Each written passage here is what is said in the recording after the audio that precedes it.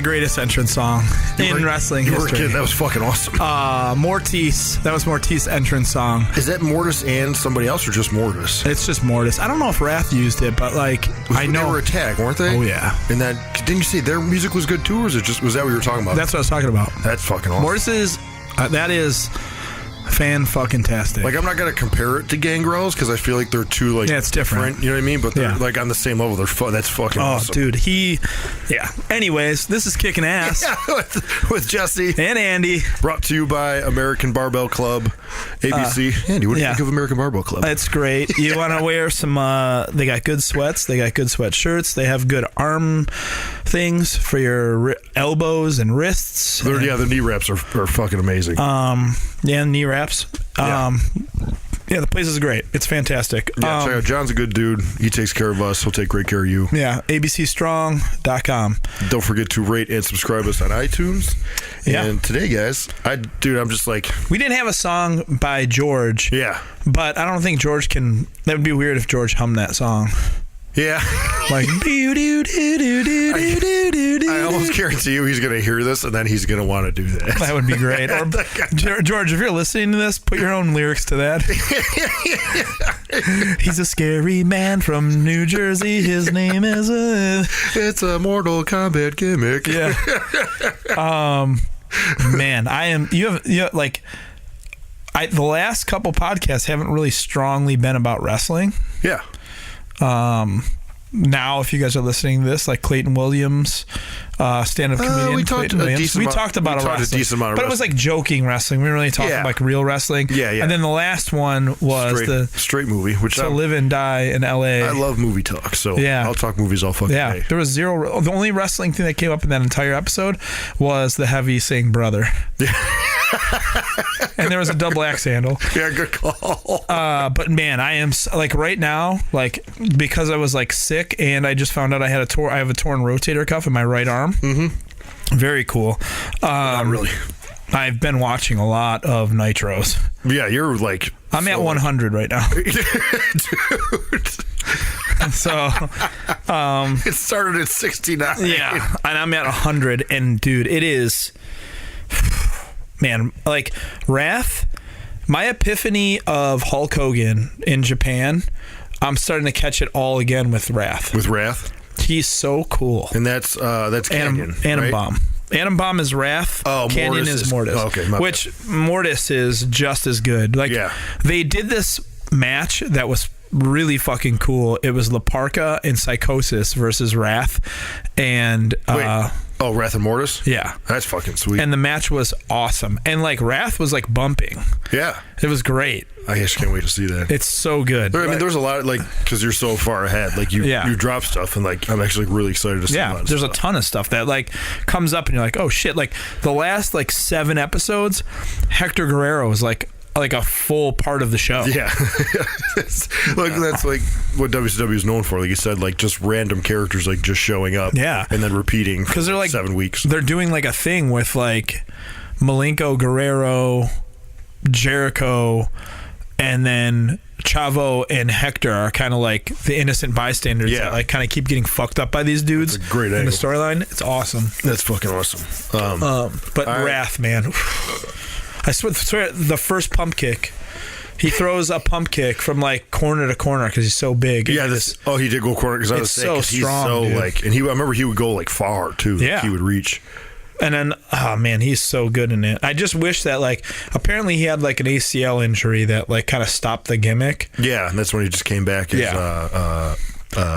Brian Clark. Yeah, and they were supposed to apparently they were supposed to build to like him this like big thing because he was undefeated and so was Goldberg. They were gonna like kind of go like Goldberg's first like big.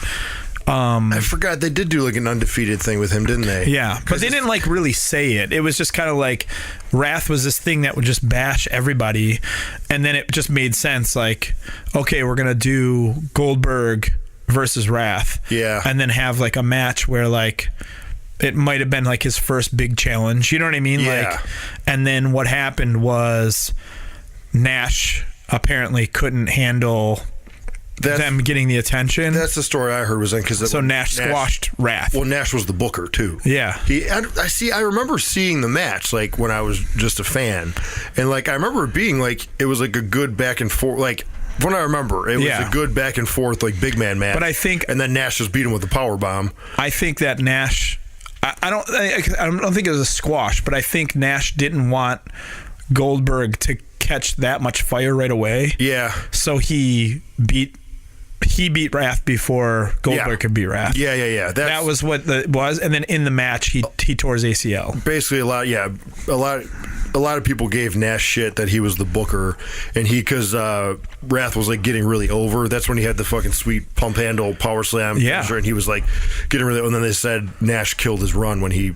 Which I remember as a fan, I was thinking like it was. I don't even think he did the pump handle thing yet. I think he was still doing that Uranagi. I could have swore because I remember that pump handle was what helped start getting him over. Because he did like this. Yeah, you keep talking about the Uranagi finish. It's like a fucking head and arm triangle like Uranagi. Yeah, it's insane looking. It's awesome. Yeah, well, it's fucking Adam Bomb. I think I've mentioned this before, but like Adam Bomb was like me and my best friend Neil got into wrestling. Yeah. When I was in like 4th grade, I remember I drew a picture. The original idea was like Neil was going to be a wrestler and I was going to be his manager, and we wanted to be like Adam Bomb and Johnny Polo. That was like our very cool. That was like my first stint in wrestling. This is like a whole storyline that I have. I feel bummed that we're not talking or that we're talking about it because right now if you take the timeline of kicking ass, we're not getting to 100 until like 4 years. Yeah. We're doing we're gonna have to do like 4 years. So, yeah, exactly. So I'm just gonna continue to talk about this stuff because we'll get there in 4 years. Because they get, like Raven's starting to get introduced. He's not wrestling; he's just on the outside, and they're doing this shit with Stevie Richards, where Stevie Richards is, but he's like the guy handling Raven. So he comes out and he's like, "Hey, this is my guy. I went and talked to Ted Turner about this. I have a contract here." And then he like looks at Raven. He's like, I know you're not getting paid as much as I am, but blah, blah, like that. And now like just the last episode I watched, like Raven like smokes him, like punches him, doesn't wrestle, but like punches him, beats on him, and then just walks through the crowd. But then does Stevie Richards stay in the flock, I think? There's no flock. It's just Raven on the outside now. Oh. He's like getting to it. Because dude, the guy's still I thought he just showed up with the flock. No. Because right now, like Scotty Riggs is still American man. Scotty Riggs wrestling in... Kidman still has a bowl cut. Yeah. Still wrestling in heels. Yeah.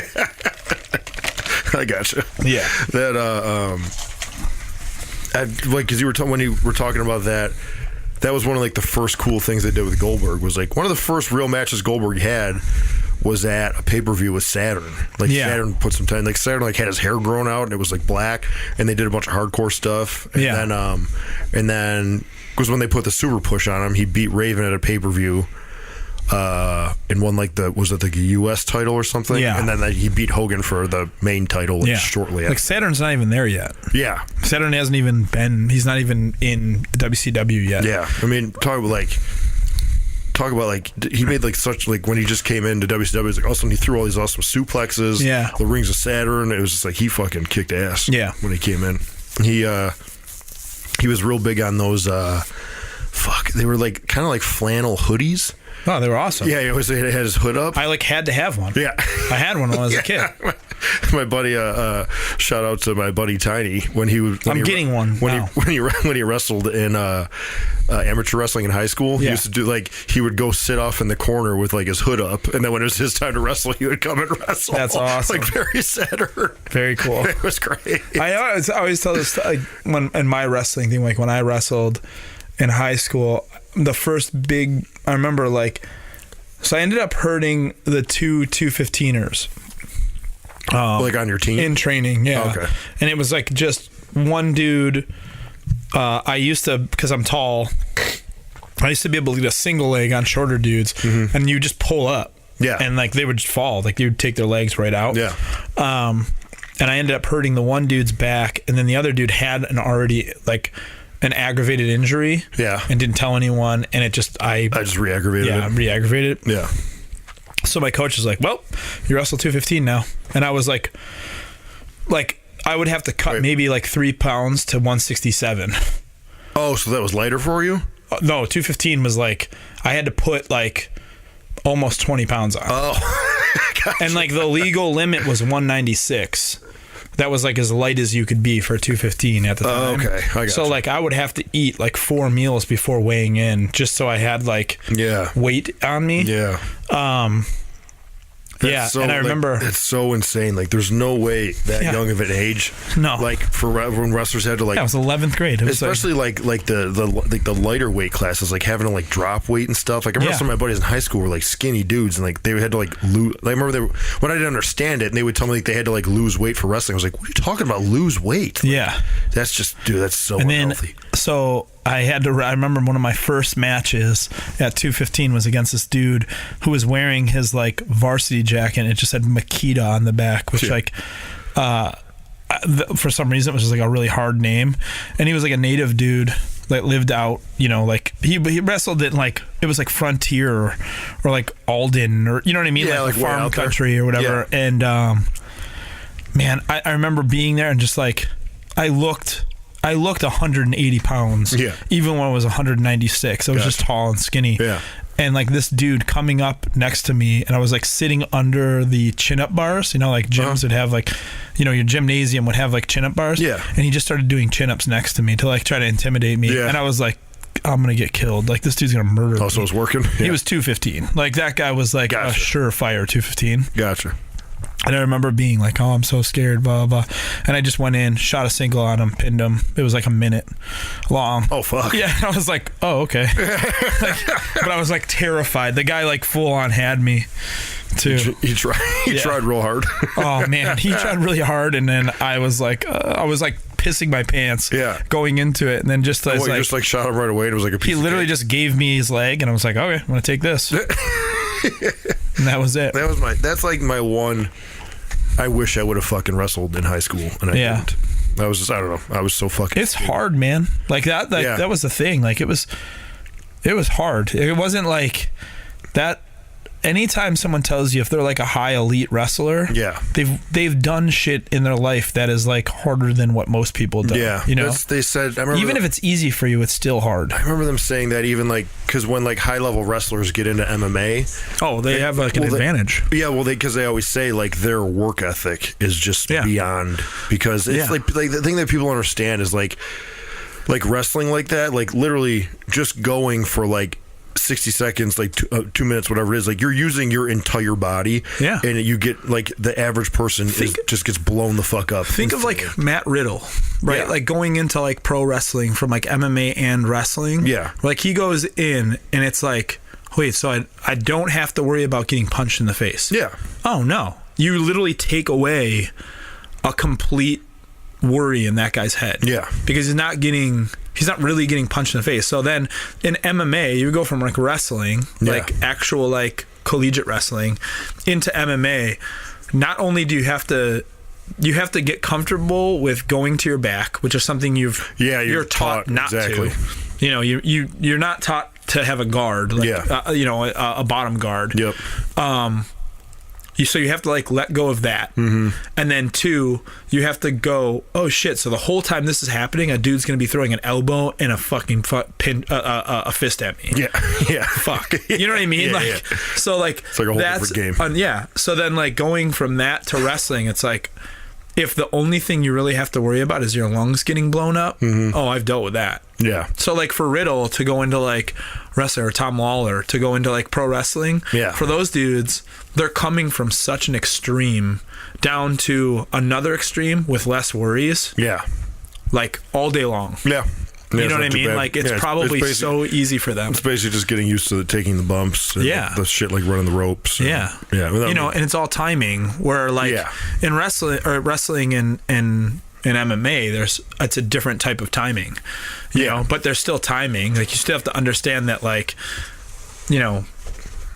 for me to punch you in the face, there's a mechanic that will go from like your foot to your hip to your shoulder to your hand. You know what I mean? Which is usually they say it's a disadvantage. Like most like shoot fighters, when they get into pro wrestling, they usually throw really shitty work punches. And I remember they said when the H2O man, Ron Waterman, was in OVW for a long time, and he did a lot of dark matches and stuff. I remember fuck, who was they told me the story? Like he did a dark match with Brooklyn Brawler. Yeah. And they said like I guess like Ron Waterman like just could not get punches down like at all. And they said Brooklyn Brawler came to the back and his face was just like welted up. Like, That's unreal. Like he was just like he just came back and he was just like, fuck, man. Like, I remember like when I remember like Shayna Baszler was like one of the first people I like. She was training with. Like her and I were the students, and then like Josh Barnett, and then like every once in a while Roddy would train, right? Would come in and like do stuff. And there was a day where like we were working elbow or forearms on each other. Yeah. So they'd be like, all right, I throw 5 forearms on her. Bop, bop, bop, bop, bop. Yep. She throws 5 on me. Yep. And it's like the first 2 are good. The third one is a Muay Thai one that catches me dead on the jaw with her fucking elbow. Yeah. Sends my head into space.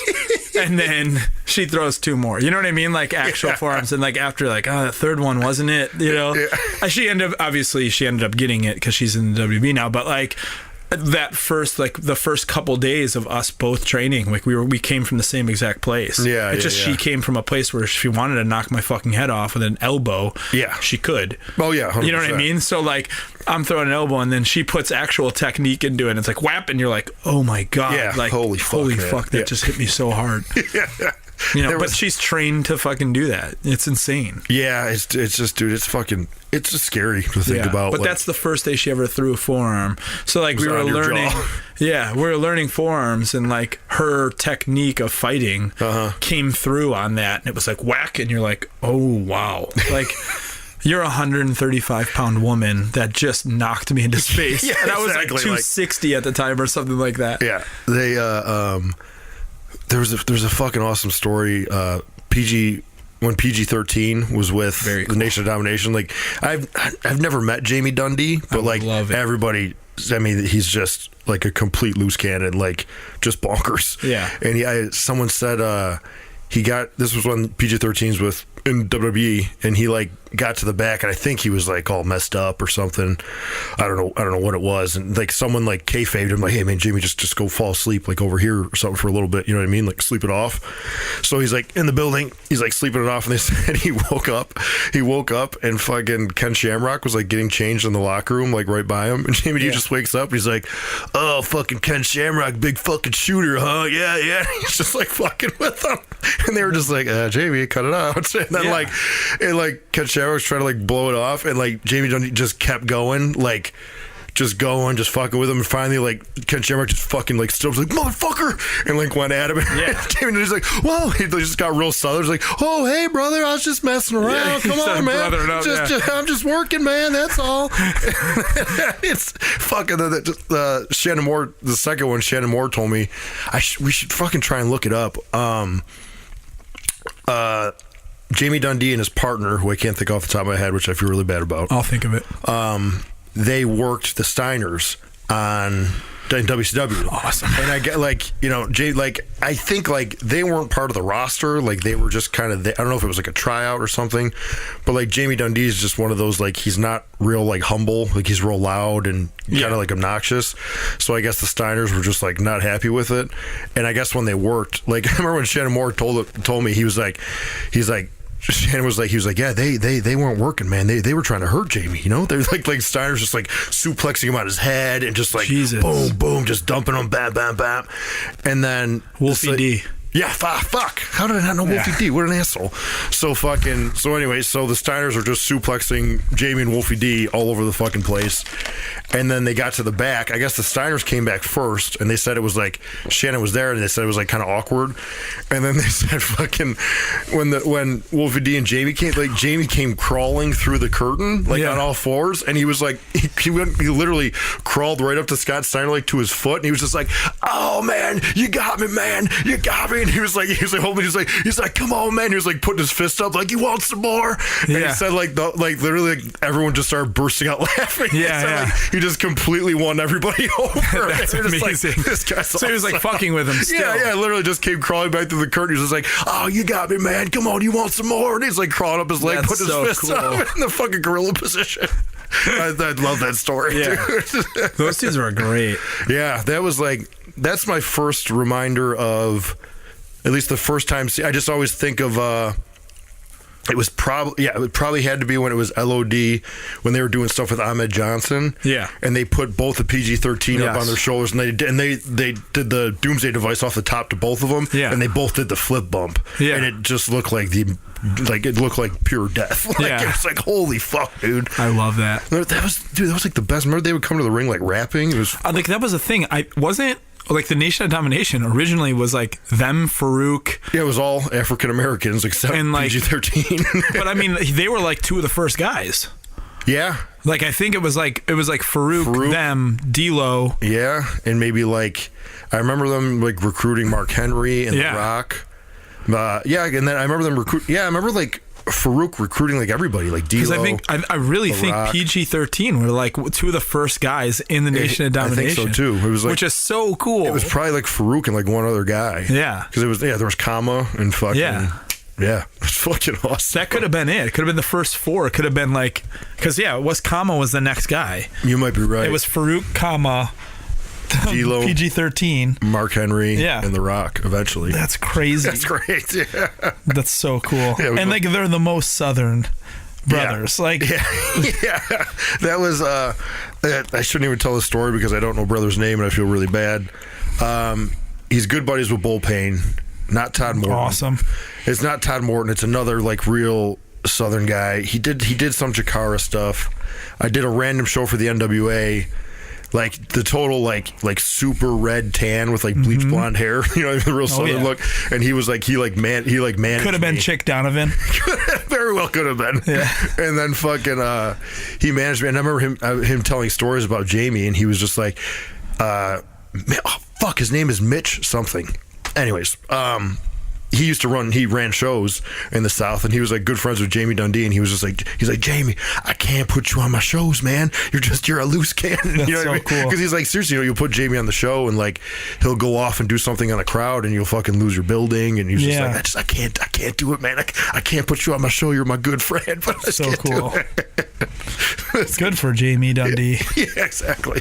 It was like I remember like Colt had him on. Somebody had him on a podcast, and he dropped a bunch of F-bombs. Really? Like, yeah. See, I remember like I can't remember what interview. I remember like listening to it, and it was someone completely different. It wasn't him. It was like an Australian dude. Which I think wasn't that the thing? Like Jamie Dundee is Australian, but he was born in the States because that's Bill Dundee's kid, right? I don't know. I'm not sure. Look that up. Yeah, I should Google it right now. Come up with something. I'll look this up. I'm just going to do a little time check here real quick. Shit, we're at 6:04 already. How about his name was JC Ice? Was it? That's so That's cool. a great name. Yeah. I feel like he always did the rap gimmick or something. Yeah. Trained by Bill Dundee. I wonder if it was... Cruikshank is the son of Australian professional wrestler William Dundee. Ah. Bill Dundee's kid. Yeah. Yeah. And his real name is Cruikshanks. What? Yeah. Like his last name? And is the brother-in-law of beautiful Bobby Eaton. Oh, man. That is the most Southern. Wait, brother-in-law. So Bobby Eaton's married to his sister? Yeah. Okay. Dundee showed up intoxicated to a 2013 Mick Foley speaking engagement in Louisville, Kentucky, eventually having to be escorted out by security and allegedly assaulting a woman outside the venue. Fuck me. That's what's in his personal life. Oh, on Wikipedia? Yeah. Wow. Oh, that sucks, man. 5'8", 196. He at one point in time was the Cyberpunk Ice. This really? Yeah, Cyberpunk Ice. And then Sweet Daddy Patty. That's a great gimmick. JC the Ice Baby. The cancer convict. Oh, no. What is that? Was it JC the Ice Baby? Yeah. He's cool. It's very cool. Wow. All right.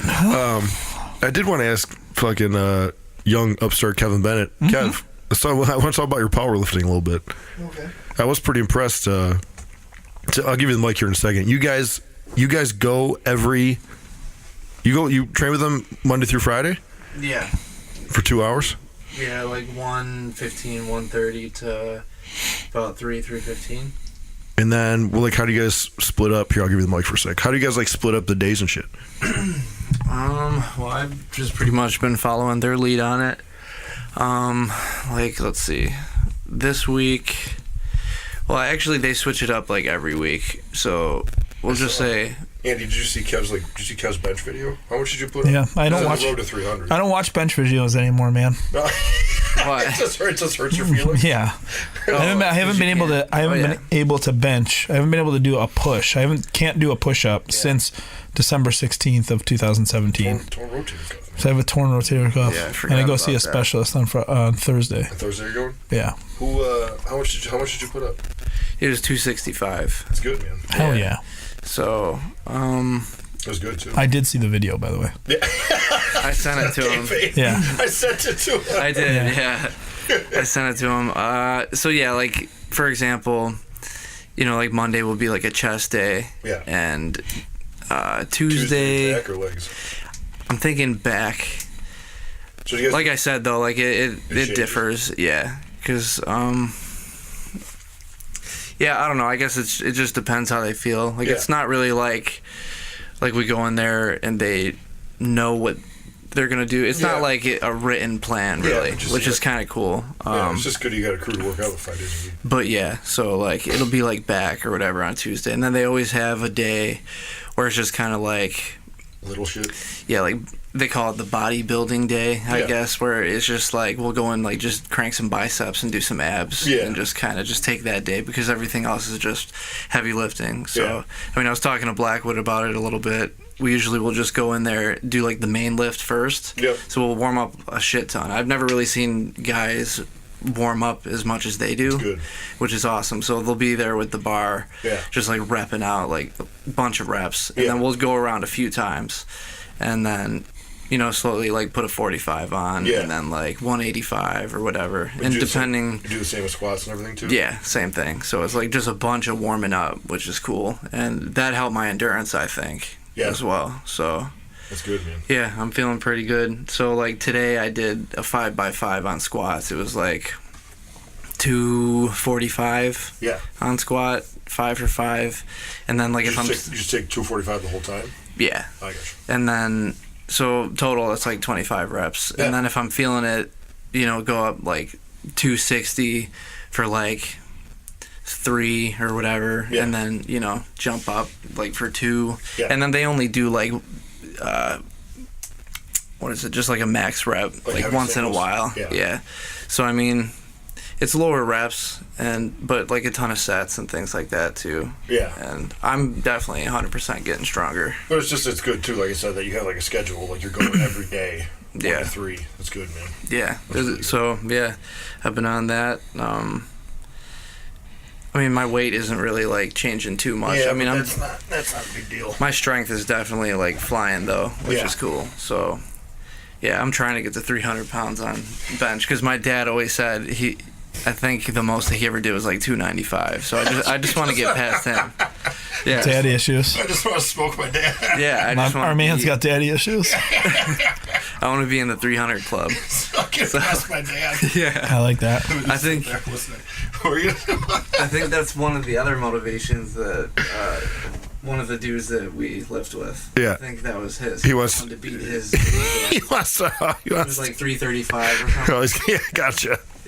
Did you, Andy? Did you see the video of Thor? I don't know how to say it. The Mountain from Game of Thrones. He deadlifted like over 1,000 the other day. Oh Jesus! Like literally, like it was like paperweight, Yeah. pretty much. Because I remember him seeing post something like he was excited he was gonna do it like the next day. You all right over there? Kevin Nash just posted a picture of him like after a knee replacement doing leg press. Oh, It's real sketchy. Looking. It It scares me. He loves bodybuilding exercises. Yeah. He loves them. But yeah, Thor, like, he posted that he was like doing the 1,000-pound deadlift like the next day in his training or whatever. Yeah. And then he videoed it, and it was like That's awesome. he's bent down. He does, he rolls it up to his shins and just stands Just up. goes, Like yeah. it really wasn't a big deal. It's like I think it was like 1,003 pounds or something. That's the best. Yeah, it's heavy shit, man. I wish I could work out. Sorry. In the worst shape of my life. Should we avoid workout talk? No, that's okay. We can talk about workout. I just have, I don't know. I have like shit to do. Like this next tour, I'm going on tour with like a, I don't know. Like they said, I have a significant tear in my rotator. Which Yeah, means, that's doesn't what- mean severe. It That's just where they means- put it, significant, right? But it just means there's a tear in my rotator cuff. So yeah, it just basically means but you're going to see a specialist Thursday or Friday, you said? On Thursday. Okay. Yeah. Is it an orthopedic surgeon? Yeah and no. Like Okay. it's like a dude that like he's literally a shoulder specialist. Yeah. For UB. Okay. When I went to UB, they tried telling me to get surgery on my knees, which I just I don't know. Whenever you're talking to an orthopedic surgeon, I just feel like they're always going to try and push you into surgery. Yeah. Yeah. Just definitely try to see how severe of a tear Yeah. it is. You know what I mean? I mean, I can't do anything right now. So like, and it's been, like you said, it hasn't gotten any better. It's been almost 2 months. Yeah, because that was in December. Yeah. That sucks. So yeah. Yeah, it's a bummer. Yeah. And like you said, even with the PT and stuff. Well, the thing was though, this isn't like a knocking that Matt Veronica dude that I was working with. He was awesome. Yeah, it's tough for them when they don't have an MRI, so they don't know what the injury is. They don't understand what the injury is. So like, we were basically doing PT on my bicep and my pec. Yeah, because they thought it was in the front. Well, and the thing is I have full range of motion. So like my shoulder's moving. Yeah. Fine. Yeah. It's just a matter of like when you put pressure on it, that's when it like falters. Yeah. It's really weird. But yeah, any kind of pressure you said where you're going down. Yeah. Like a pushing movement. But I can do pull-ups. I can do deadlifts. Yeah, pulling you said was fine. Yeah. I can't do squats because I can't get my shoulder behind the bar. You know, I could use like an easy bar with that, like the ones that have the handles in the front. Yeah. I've been doing that too. Yeah, they're great. Is that the deal with like the front? Yeah. Yeah. But then, there's a way to do it with like, I'm going to try it on this next tour, is like you take 2 towels and you basically just make it with 2 towels. Oh, yeah, I've seen that. You hold the towel. Yeah. Yeah, that's not bad. Yeah, it's gonna be interesting next tour to like see. So it's just like, it's not the shoulder the strap goes on, is it? No. Okay. But that wouldn't affect me anyways. Yeah. So yeah, it's the right shoulder, and on the next tour, I'm literally just gonna do anything I can find on the line as a PT exercise for a rotator cuff, just to try to strengthen it as much as I can. Now that I know what it is. Yeah. That's the good thing about the MRI. At least you know what it is now. Yeah. You know what I mean? I don't know. I've been there before. Like, don't let doctors fucking freak you out. Yeah, but at the same time, it's like, it's good. Yeah, it's good to talk to them and hear what they have to say. It's usually, it sucks. Like, it is going to bum you out for a couple days. Yeah. But like, you know, then like 2 months of not being able to do anything. There's a serious problem. Yeah. It's just So like, I can't. I mean, it looks like it's going to be surgery anyways. Yeah. It hasn't gotten better. Yeah. I mean, not even close to it. Mm-hmm. Resting it doesn't help. I know UB is really good for that kind of shit, so that's good. So. And I think it was his rotator. I worked out with a dude, shout out to Mike Donlin, like years ago. And when I first started with him, he had it scoped. Yeah. I don't know what it was exactly. I don't think I'm gonna need open surgery. Yeah. It's gonna be a scope. He got a scope. He was like, I don't know if he came back early. He was like working out again in like no time. 4 to 6 weeks. Yeah, it was after arthroscopic. So yeah, if it really didn't take him long at all. Yeah, if it takes that long, I mean, it sucks. Like, you know, had that conversation with you where it's like, all right, bookings have to get canceled for April and May. Yeah, but June, you know, I don't tour again until late June. Yeah, for Warped Tour. So it's like, so late June is when we leave again. Yeah, so like you said, you've only got a window of time to get it done. And I think like we were talking, like me and Seb were talking about doing something for Smash, and it was like June 3rd, and then like July 15th. That's my birthday, I'm just saying. Is it really? Yeah. Oh. Yeah, there's a Smash show on my birthday. We're going to have a great day then. Yeah. And then June 15th, or July 15th. Yeah. And he was trying to talk me out of it, but I think I'll fly home. I'm going to be in Connecticut. Yeah. Like fly home, drive up with you guys. Because the next show's in Pittsburgh. Okay. So it all makes sense. Yeah. Like if I can like talk Warped Tour into like letting us play early, me hopping on a plane, coming home, wrestling, going back. You're like Deion Sanders. Yeah. When he fucking Slash. Yeah. When he used to like Deion Sanders the one day I think it was Bo Jackson when he played a game for the Royals and a game for the Raiders like the same day. Yeah. Slash. I love it. Yeah. Hey, I mean, but at that point in time, I'm going to be like foaming at the mouth to wrestle. Oh, yeah. Do you know what I mean? So, yeah. And hopefully, you know, I don't know, if anyone knows me, I'm pretty fucking thick-headed when it comes to stuff like that. So, like, if it takes me just literally sitting and doing like little workouts, I'll sit and do it all day long. Yeah. You know what I mean? To get better. Mm-hmm. So if it does have surgery, I'm going to try to do it like the first week I get back from tour. Yeah. And then literally, if it's just a scope. Yeah, just like you said, get it done as soon as possible. And then yeah, take like a week to just sit. Yeah, not do nothing. And then just start hammering. Mm-hmm. And hopefully, you know, those like bookings that we have for the end of May and stuff like that, like those May ones. Yeah. I might be okay. Yeah. I mean, like you said, you got to wait and see. Yeah. How, like, I'm going to sound like Matt Vincent here, but at the same time, like, you know, whatever the doctors tell you, like, oh, it's going to take this long to recover, like, you're not the, like, basic human being. You know what I mean? Like, you're going to, like, if they give you PT to do, just like you said, you're actually going to do it. Yeah. Most people don't. Or they go to PT once or twice a week. And the thing is, I have a PT guy I like. Yeah, exactly. I do like Matt Veronica. I think you're ahead of the game. He's really good. Yeah. It's just a matter of, like, he's not a doctor. No. And he's just talking to a guy going, it hurts kind of here and it hurts here. Yeah. That's which puts them in a shitty spot. Because I did the same thing for my knees. It was just like, you know, you go and you tell them, like, I have an injury, and they're like, do you have an MRI? And it's like, no. And then they just got to kind of look at it and take a guess. Yeah. But the thing that you got a good dude, especially he's at like a legit gym too. So yeah. That's not bad. Yeah.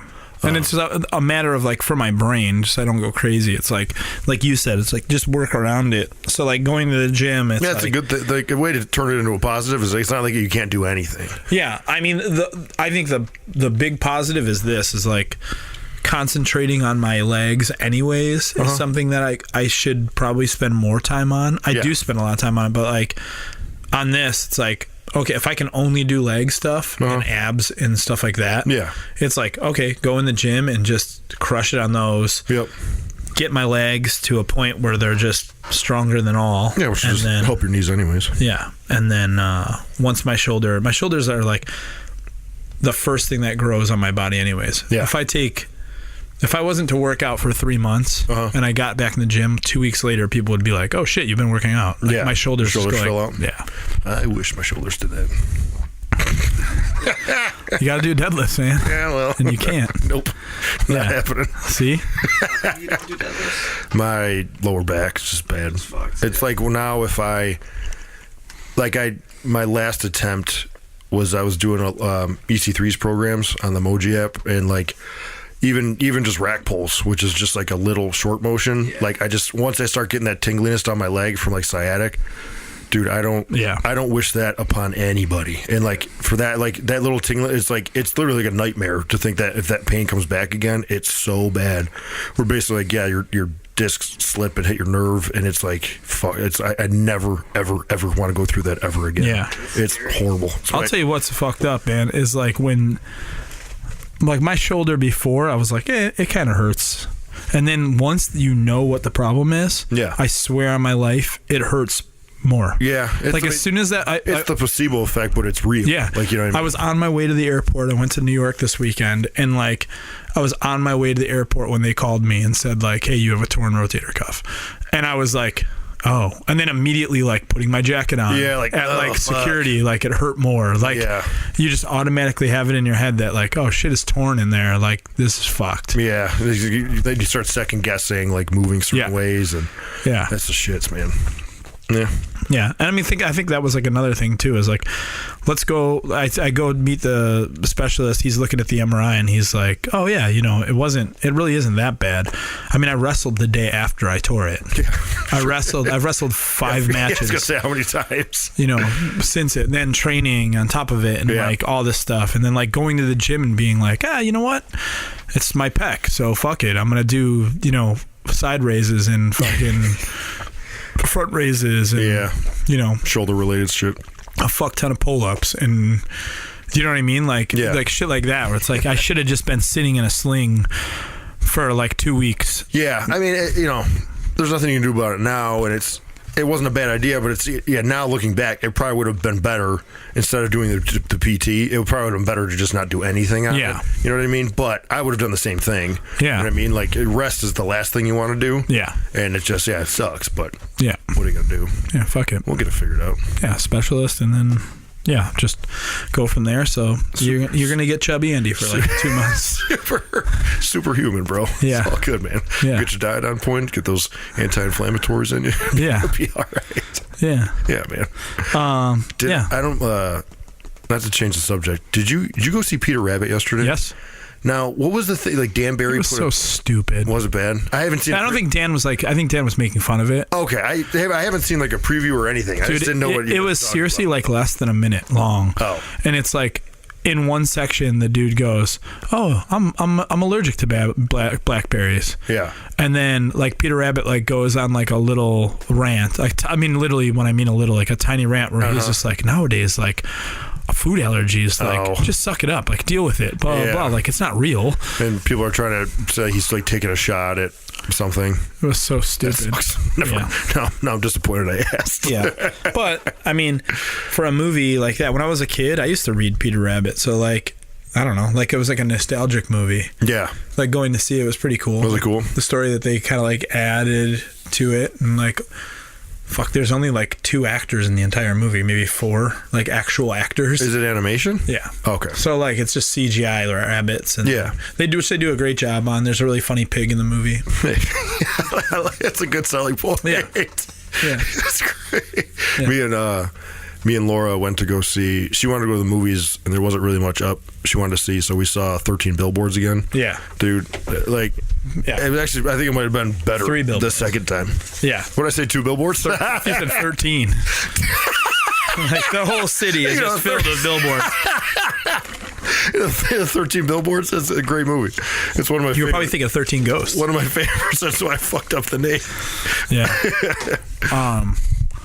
Yeah, Hannah went and saw, or she, on the flight to New York. Like, I went to New York this weekend, and Hannah flew from San Fran, and she, like, watched 3 Billboards or whatever like that. Yeah. She was like, she only got to, like, the point right before Sam Rockwell, like, freaks out and goes across the street. Yeah. And she was like, man, that movie was great. But I'm like, where you at? And she was like, oh, I'm at this section. And I was like, oh.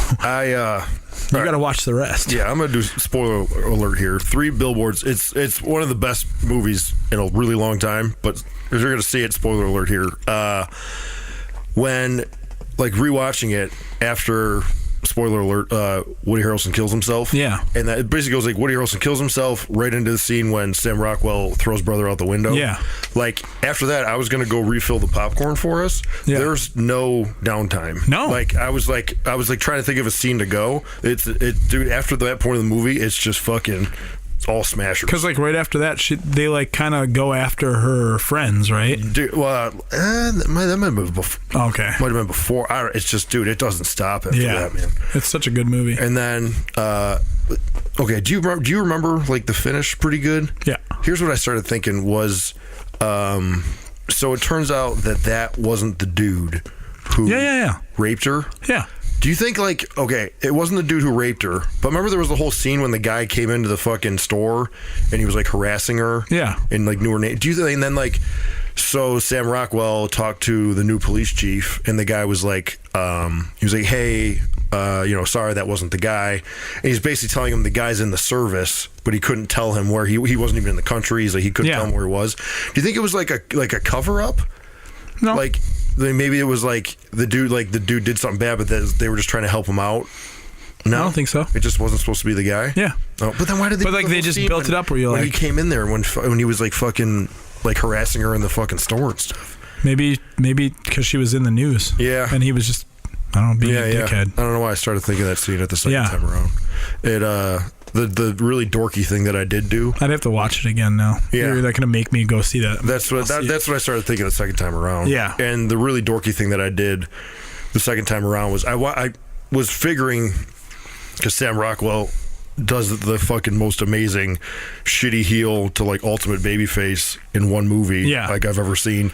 And I wanted to know if there was like a scene where he like makes a switch. Yeah. And it's in the police station.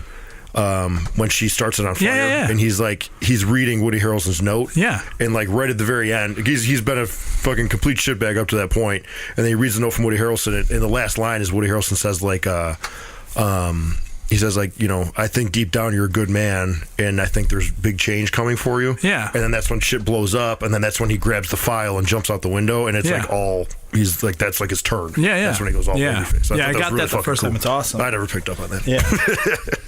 Yeah, like that. It's that dire like thing where it's like, oh shit, and you think he's gonna die. Like right there, you're like, Yeah. fuck. He like sees that he's seeing the error of his ways. Yeah. Boom! It blows up, and then you're like, fuck, he's gonna die. Yeah. I But think then, that's probably why I didn't pick up on it, because I just thought he was going to die the whole time. And then boom, it's like, holy shit! Like he turns into like Captain America. Yeah, like fucking what a movie. Yeah. Anyways, Kev, what? I'm just doing a quick time check here. Kevin Bennett, it's almost 6:30. You got to work at 7, right? Yeah. Okay, we should probably wrap it up. Yeah. We got some good Jamie Dundee talk in there though.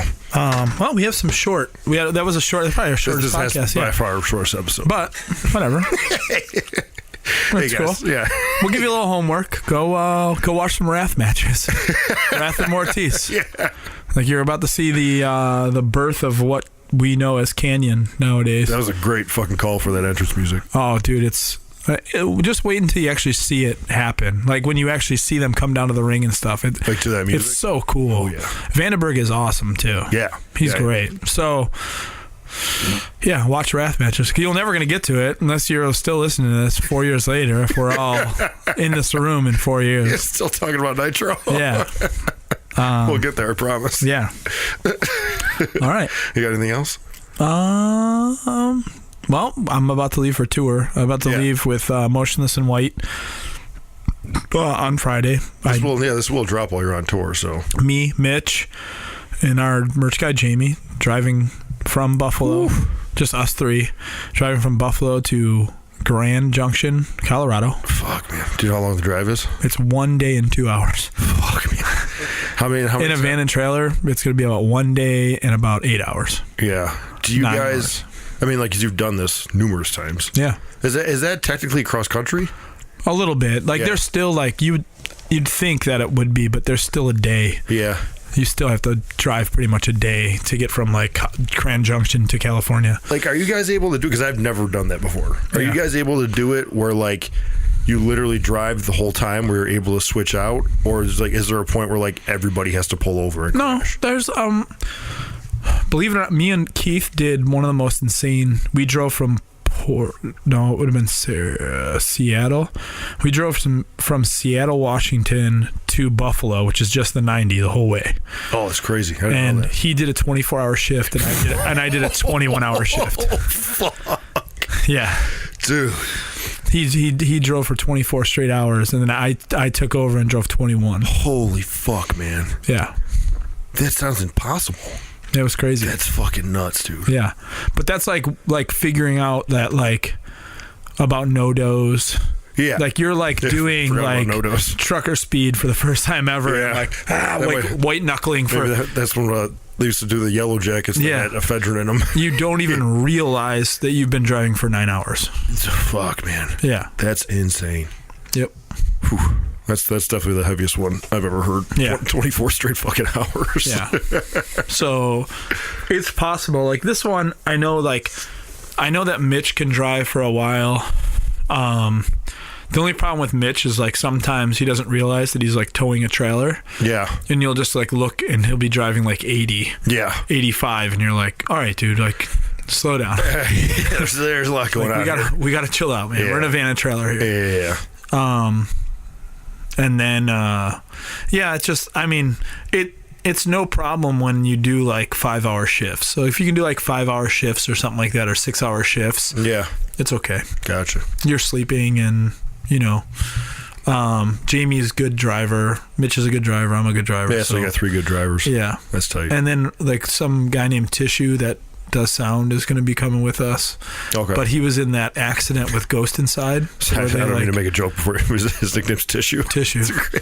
I remember asking him, but I don't know, what happened in like high school. Somebody popped huge on Twitter for Scandalous Eric. And Eric Scandalous. Well, it's funny because I brought up Prison Mark on that thing, and then he texted me that night because Manson was playing in Buffalo the night before, and he's their stage manager.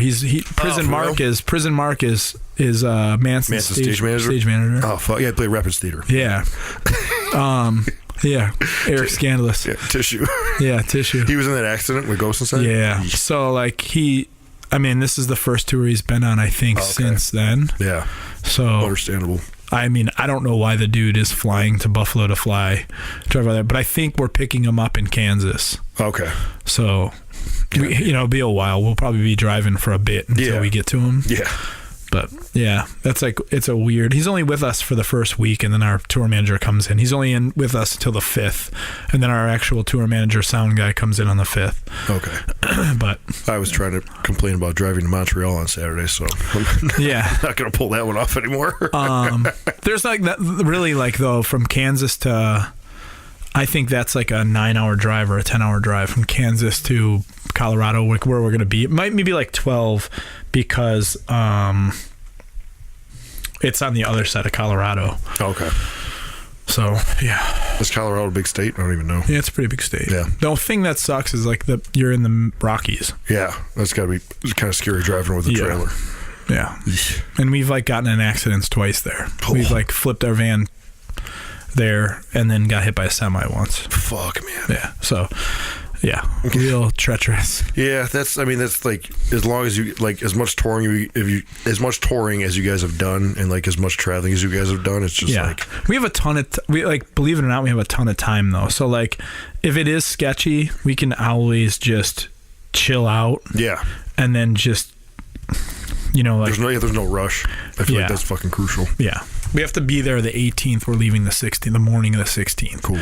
So we'll have more than enough time. Gotcha. Yeah. All right, Kev. We'll get you out of here. Sorry, buddy. Yeah. Yeah. All right. Hey, guys. Hey. Our shortest episode yet. Yeah. Hey, heat's in the ring, brother. Let us know what you think. Heat's in the ring, brother. See you next week.